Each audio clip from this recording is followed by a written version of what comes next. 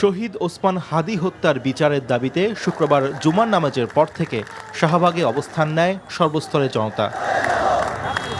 3 দিন ধরে শাহবাগে অবস্থান কর্মসূচির পাশাপাশি ইনকিলাব মঞ্চের আহ্বানে আজ সারা দেশের বিভাগীয় শহরগুলোতেও সর্বাত্মক অবরোধ পালিত হচ্ছে। এমন পরিস্থিতিতে শহীদ ওসমান হাদি হত্যার তদন্তের সর্বশেষ অগ্রগতি জানাতে সংবাদ সম্মেলন করে পুলিশ। ডিএমপির অতিরিক্ত কমিশনার জানান, হাদির খুনিদের সহায়তাকারী 2 জনকে গ্রেফতার করেছে ভারতের মেঘালয় পুলিশ। এখন পর্যন্ত এই হত্যাকাণ্ডে মোট গ্রেফতার 11 জন।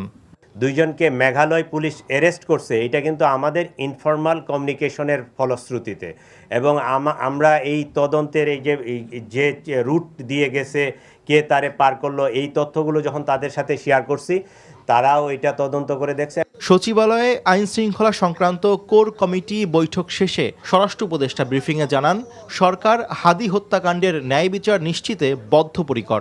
অভিযোগ করেন, ফ্যাসিস্টের দোসর ও সন্ত্রাসীরা তদন্তে ব্যাঘাত তৈরি করছে।